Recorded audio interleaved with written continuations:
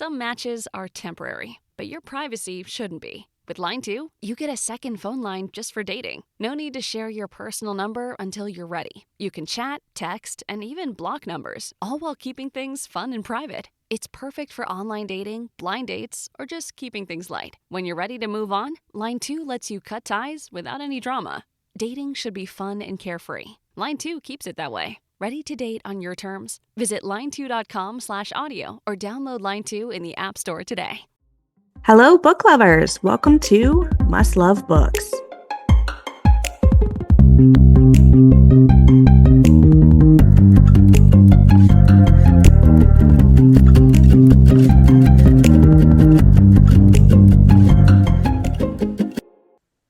Hello and welcome back to Must Love Books podcast. Today I am here with author Sharon Lyn Fisher, best known for SALT BROOM, and we are here celebrating her recent release of GRIMM Curiosities.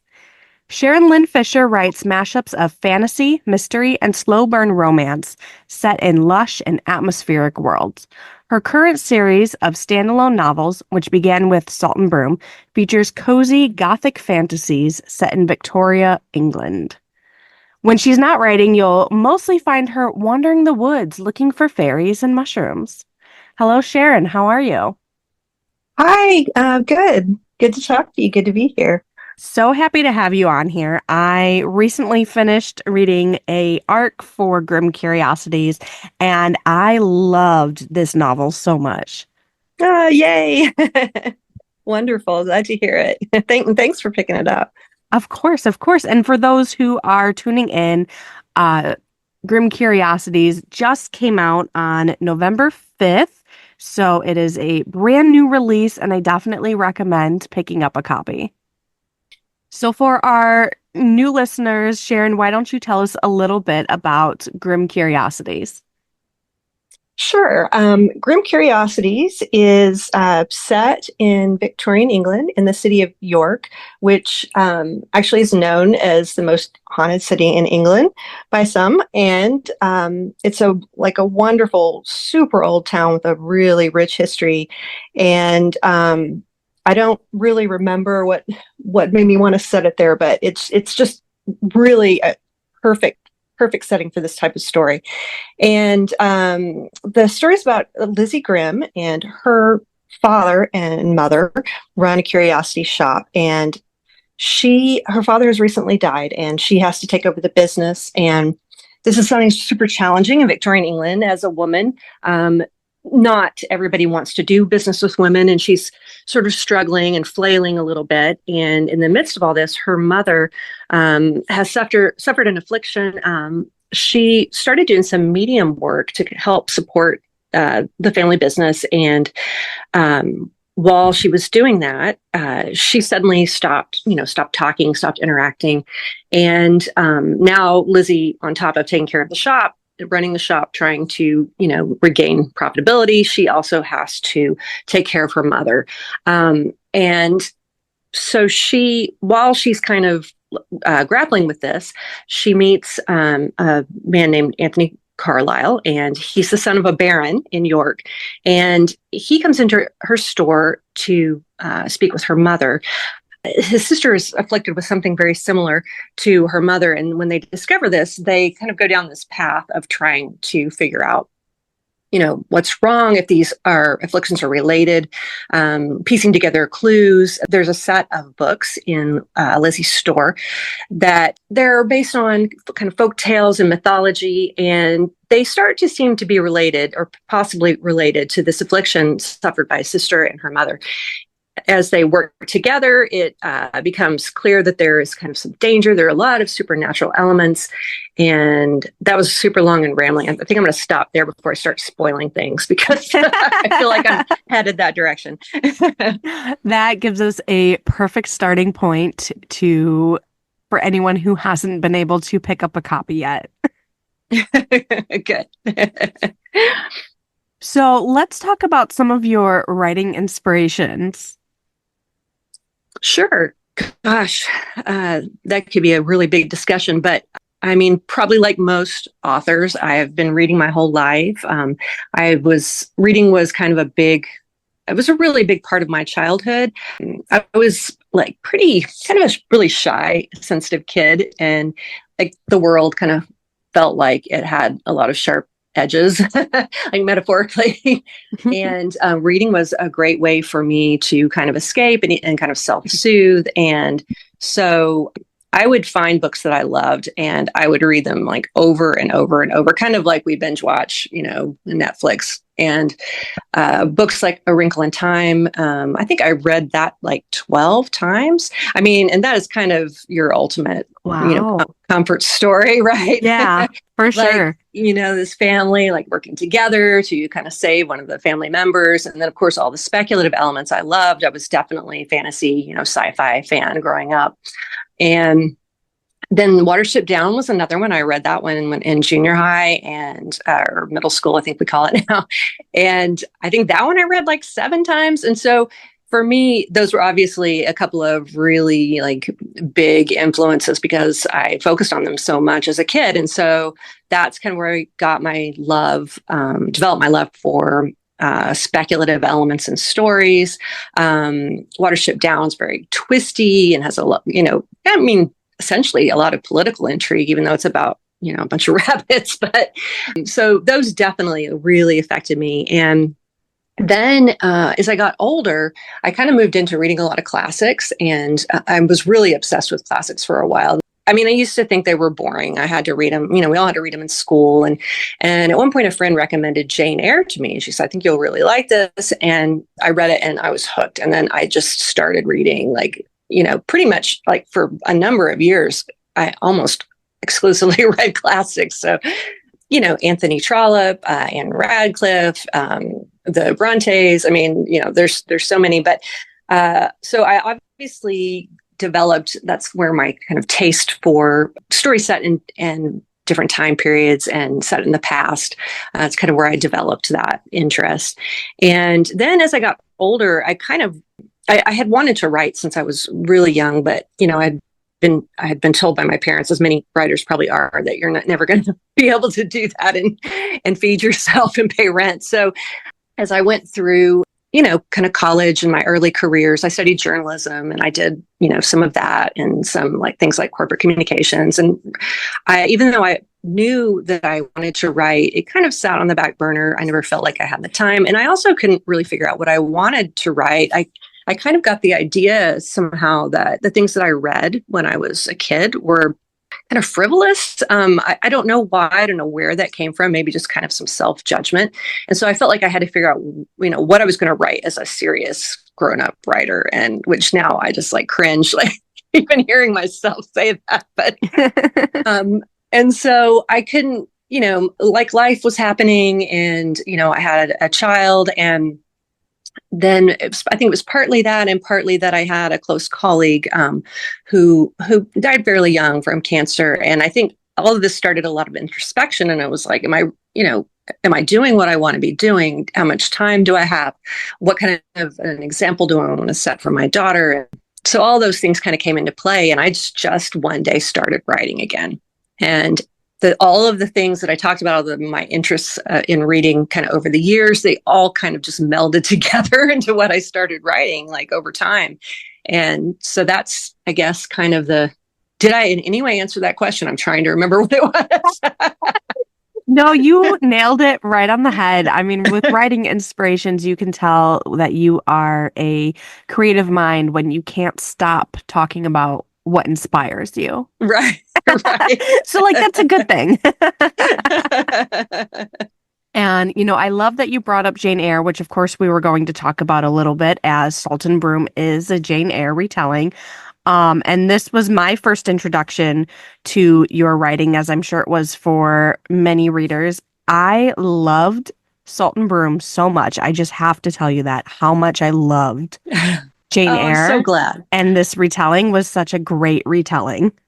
Oh, that's wonderful. I love hearing that. It was obviously a bit risky writing something like that because you don't know if the fans of the original are going to like it or not.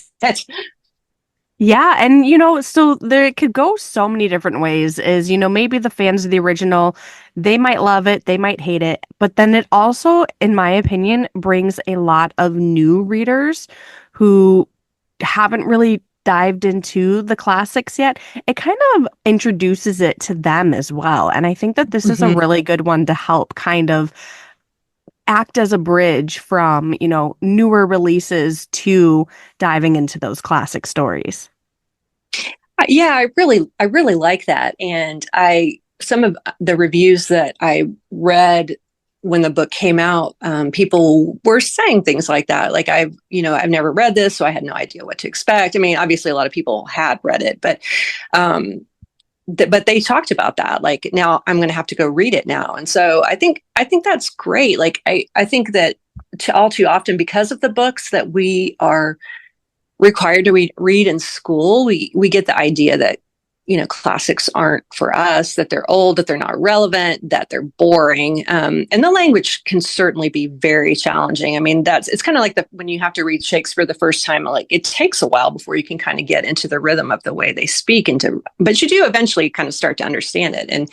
And I think that the same thing can be true with these books, even in the 19th century.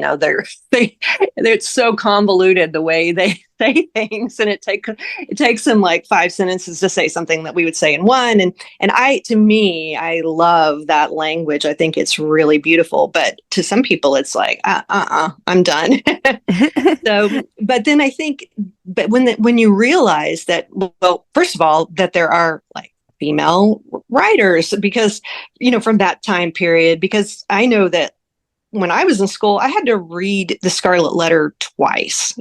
Like, why? Are there no other books? Like, I mean, nothing against The Scarlet Letter, but it just seemed like our options were pretty limited. And so reading something like Jane Eyre can really open your eyes to what's out there. And not only that, it's like it is full of like magic, and like just the language itself creates this atmosphere. And I just thought that was wonderful. So it's like, yeah, like when I read that, I was like, wow, okay, I get it now. It doesn't have to be this other thing. And that's something that I've kind of heard a lot of, how reading the classics, we study them in school because they are, they're very beautifully written. They're very literate. They're very, almost of their own language. And, Hmm. they're classics for a reason. But when we study them in school, it's homework. Right. So That's it right. has a whole different level than, coming back to it later as an adult and rereading it and realizing, oh, yes, so this is why we were studying it. Yeah.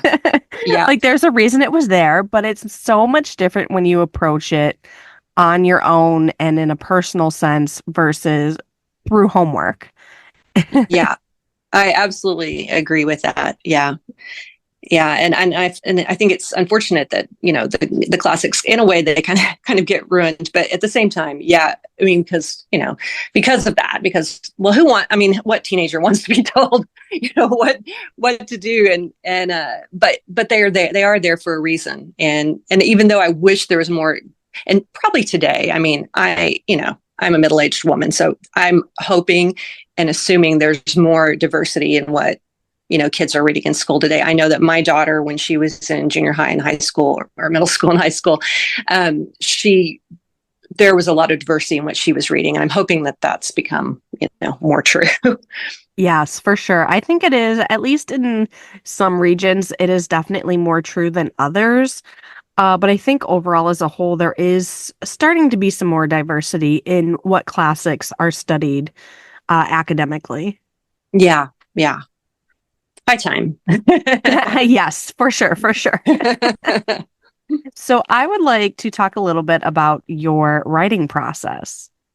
Okay. Oh, So let's would you see. consider yourself to be more of a plotter? Do you fly by the seat of your pants? How do Yeah. you approach writing a new novel? Yeah. Okay. So that one has evolved over time. When I first started writing, And really up until I started actually publishing, I was exclusively a pantser. And because I found that I felt that if I did too much planning, it kind of spoiled the story for me. Like I didn't really want to know what was going to happen. I wanted to like kind of meander my way there and discover what was there. And I enjoyed that process.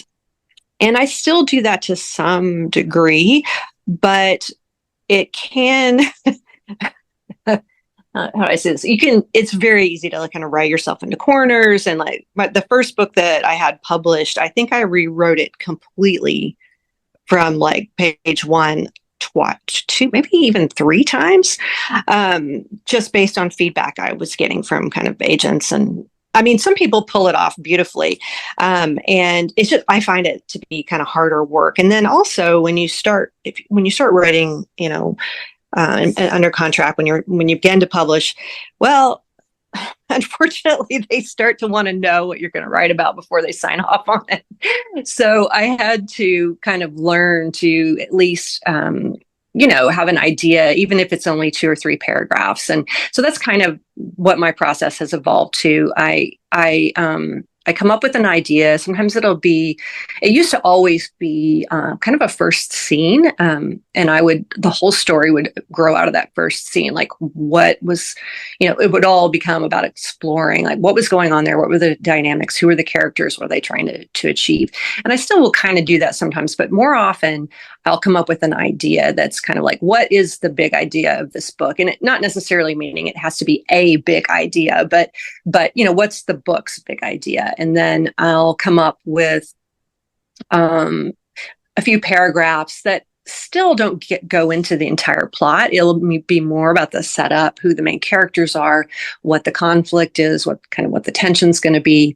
And then usually it involves them having to work together to solve some kind of mystery or confront some kind of evil or, and then I take off from there. And usually I'll have a pretty solid idea what the first 50 or so pages are going to be and how it's going to end.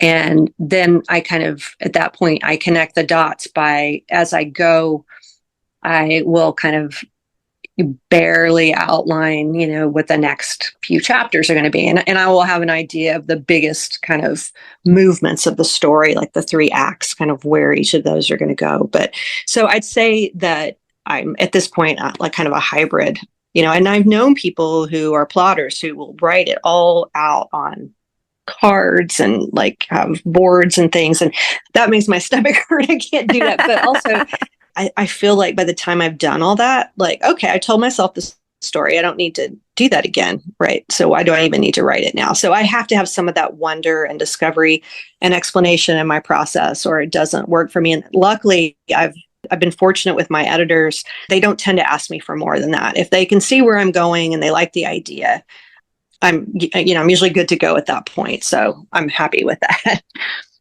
And that is something that I can completely relate to myself. Uh-huh. I once wrote an extremely detailed outline. It was at least 10 pages, somewhere between like 10 and 14 pages.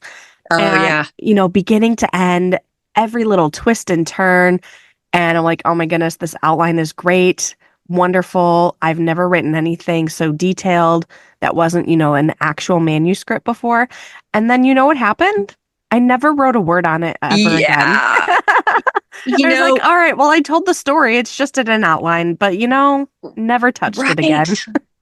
So I have a good friend who's a writer too, and she had the same thing happen to her. And she still writes that way actually, but that has happened to her before where she's done all the steps of her process and then just not written the book. Yeah.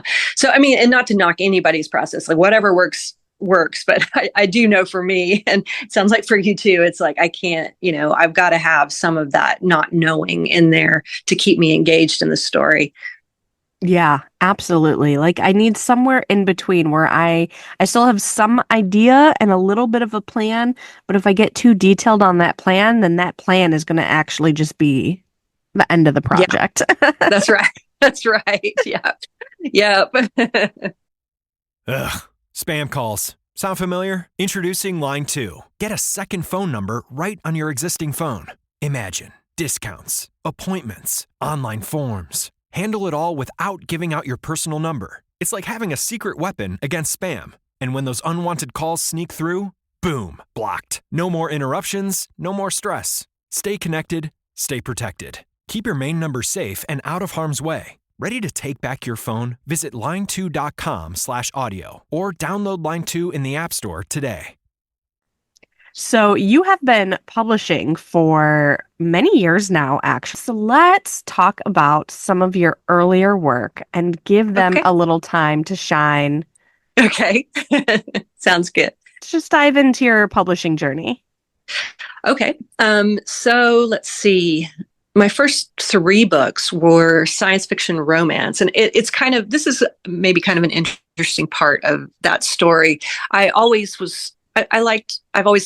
enjoyed science fiction and fantasy, but I've been more of a fantasy fan and reader. And I exclusively wrote fantasy when, pre-publication, when I was just, kind of dabbling in some short stories or just, like playing around and writing stuff that I never finished. It was always fantasy. And then I started submitting to a contest, and that was for both fantasy and science fiction. And I kept getting like honorable mentions, and I was sending fantasy short stories. And then I thought, well, like, I wonder if maybe I should try science fiction. Maybe I'll have a better chance with that. And so I wrote the short story called Ghost Planet, which was the first, also turned into later the first novel that I had published. And I submitted to the same contest, and it didn't go any further. It got an honorable mention, but then I was kind of in that. I enjoyed it.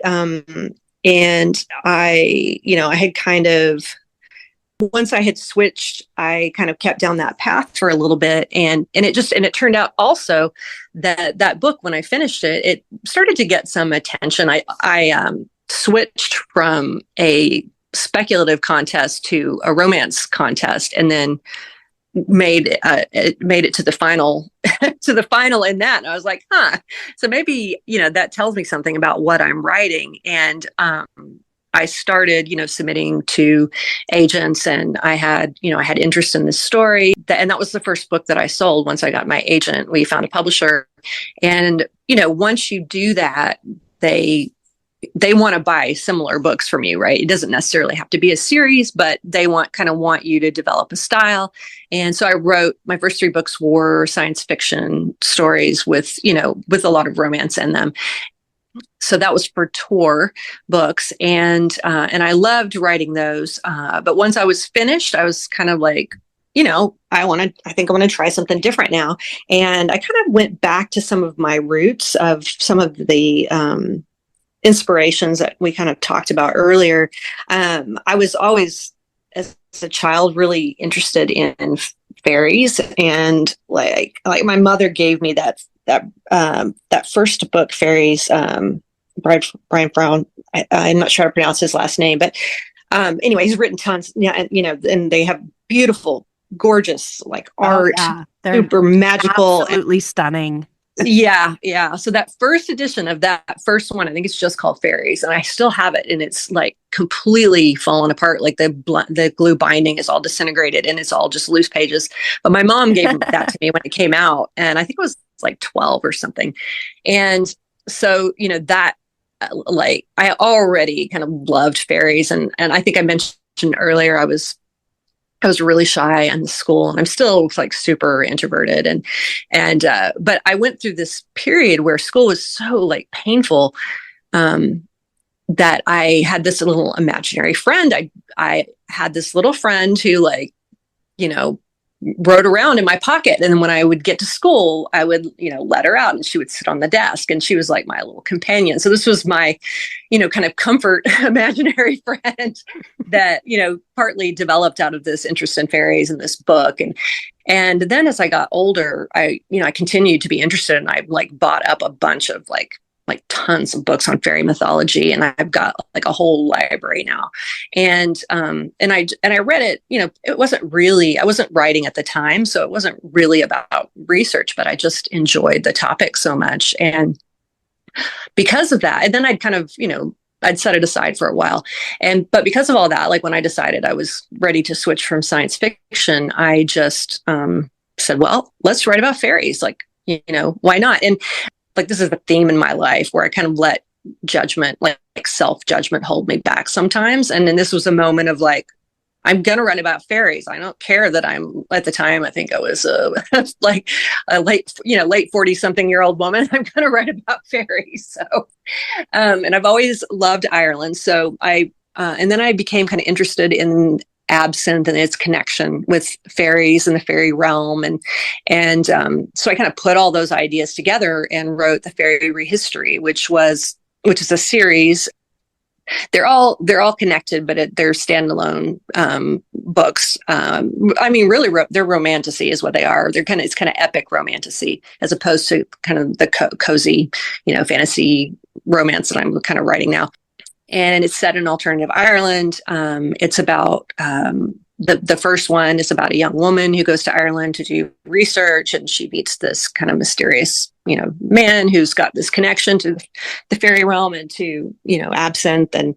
And so that was my next series. And that was just such fun for me. It felt, I loved writing my science fiction books, but this in a way kind of felt like a homecoming. And it felt really good to just flex those muscles. That's not really a good way to describe it, I don't think, but to just draw on that part of my my history and my own like kind of, I guess, personal lore. And yeah, so that was the next series that I read with that for Blackstone. And then I think at that point, once that series was finished, is this correct? Yeah, I think that was right around the time of the pandemic. And I don't know, like at that point I was trying to think like, what's the next, where am I going with this next? What am I doing next? And I started having like, the like witchcraft was kind of becoming like more people interested in it, more of a thing during this time. And I think a lot of people kind of became interested in that. Like during the pandemic, we were homebound and a lot of our socializing was happening on social media. And also I think really just kind of diving into things that maybe we'd never taken the time for. And for me, it was a topic that was like fascinating and also in a way comforting. So I started to kind of do some research about that. And then I don't even know where it came from, but one day I wish I could remember, but I can't. I just thought, I was thinking about Jane Eyre and I was rereading, I was going to reread Jane Eyre, and I have a really old edition of it that has these like woodcut, like block print thing, like illustrations. I can't think of what you call those, but that's beautiful. And I just like, Jane was almost a witch. She kind of was almost a witch in the story, but wouldn't it be great if she like really was? Like that would have been a story I would have loved to read. And so that, it kind of took off from there. I wrote that book, and then that kind of started me.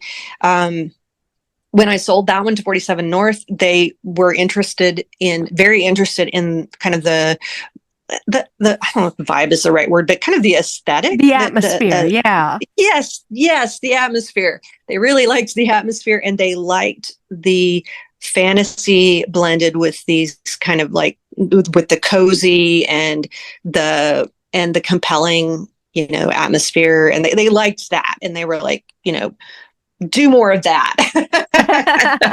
And so that's how, this current, series, I say series, though they're not, not really connected, but, that's kind of how that all got started.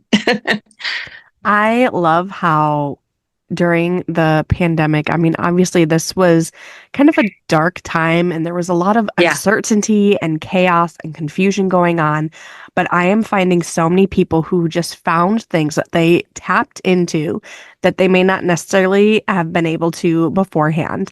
And Yeah. I mean, for a lot of people on my podcast, it was writing, and, the number of books that have come out of the pandemic is, it really is a true example of the Renaissance in modern times. And, I love how you also brought up you were researching witchcraft during the pandemic and how that inspired this current series. Yeah. Yeah. Yeah. I mean, you're so right. Like, I don't know, like, would that have even happened? Like, if it hadn't been for the pandemic, I don't know. Like, maybe it would have, but, I mean, I have two like teenage daughters, and during that time, they were at home all the time, and things were obviously very stressful, and I had a lot of more responsibilities than I usually did. But at the same time, it was kind of like freeing. I mean, I don't know. That's kind of a weird word, but yeah, I found so much joy in, like, I didn't even realize like how interested in this topic I was, and how compelling like the idea of magic was to me as a child. And from the time my mom made me my first Halloween costume that she had made for me was a witch, and I just wanted to wear it all the time. And I started to think about how we let things go as we get older, and do we really, to question, do we really have to? My nature is very like not at war with itself, but I kind of come at things from like two sides all the time. And like whenever I take a personality test, I'll be like right smack in the middle of some personality type and another one, and I have a very like analytical side and a very logical side, which really, helps me a lot when I have to do editing and when I have to rework stories and things like that. But there's this other side of me that just is like constantly trying to break free of that side, and have experienced wonder in it, and be like super open-minded about what the possibilities are, and like what's really out there and what we really are. I mean, and so I feel like, at least for me, it was an opportunity to kind of tap into that a little bit and to be like, you know what, this is fine. There's nothing wrong with me for wanting to learn about this, for wanting to, experiment and, see what's out there. It's the two wolves analogy, where we each have two wolves that are kind of fighting each other, and you're just waiting out to see which one's going to win. And and I think, the pandemic and, the times that we were going through, all those troubled times were really kind of forcing one wolf to kind of be held at bay, and we allowed the other to kind of show itself. And that's why there was so much art made during and after the pandemic. And I think it's something that we're going to be seeing a lot more of over the next few years. And the importance of how important art is when we're going through troubled times. Yeah, I agree. And I feel like, I mean, it's hard as an artist because you kind of berate yourself, and you feel like, I know I went through this for a time, back a few years ago, where it was like, this seems so, what I'm doing, it doesn't seem important. And I mean, even you can know intellectually that people need art and that it helps them, but we can be so hard on ourselves, and it did stop me at one point for a year where I just didn't write because I couldn't find my voice. Wasn't sure my voice was important. And I kind of got through that, really just kind of people around me, like encouraging me and saying, this is important. This does mean something.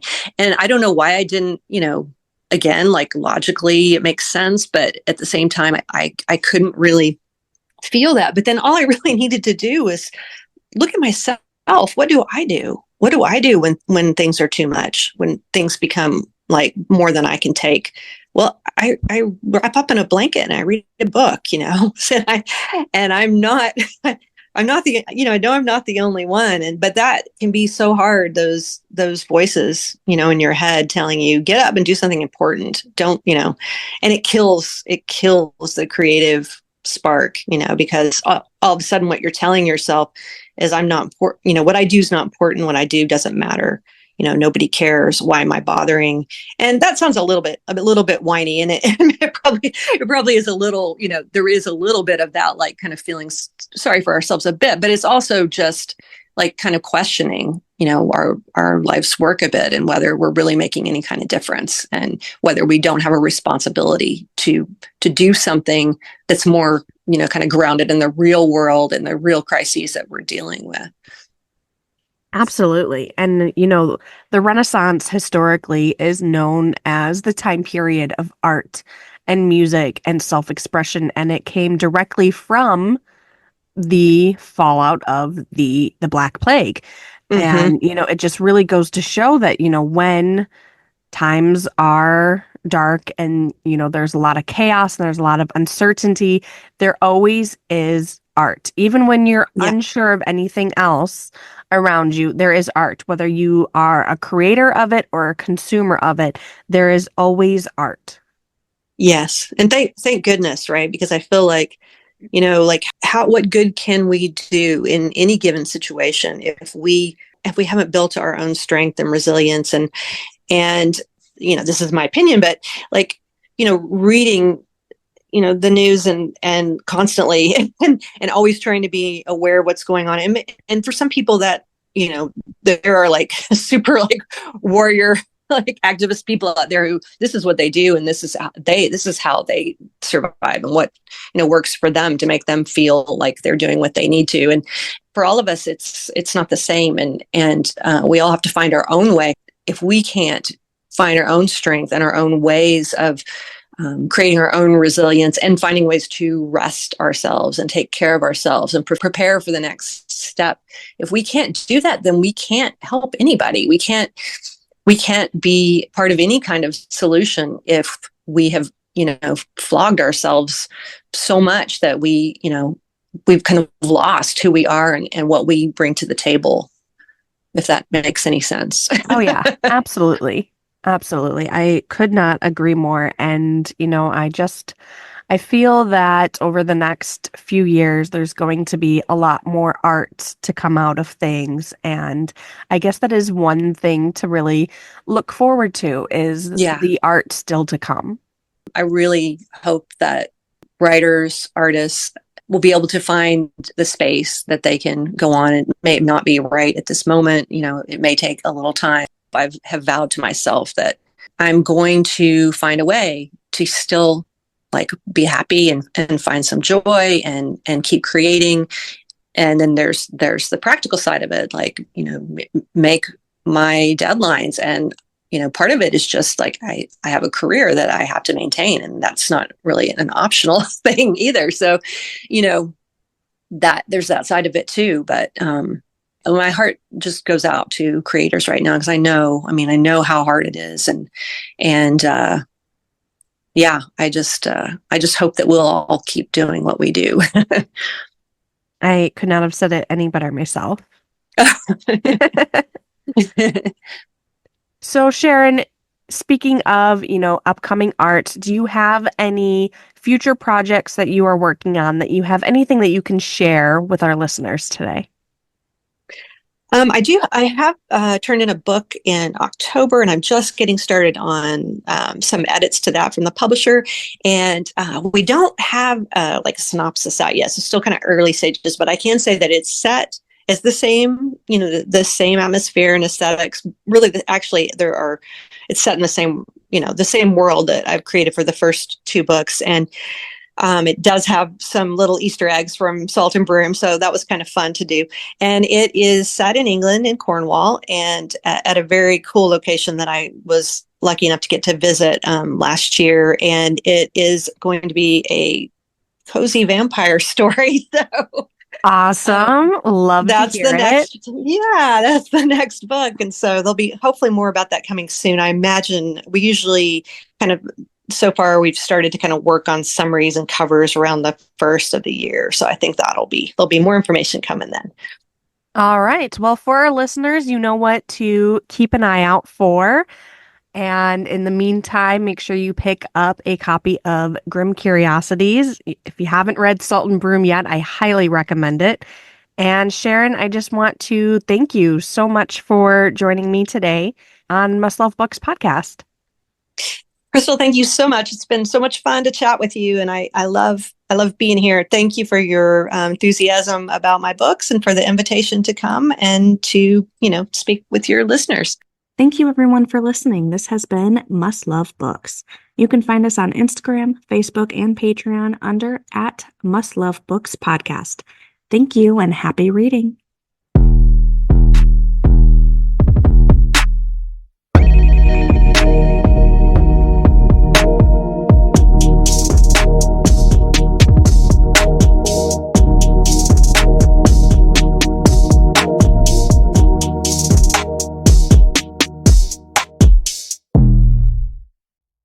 Want to keep your personal number private but still stay connected? With Line 2, you can get a second phone line right on your device with a super simple app and no need for another phone.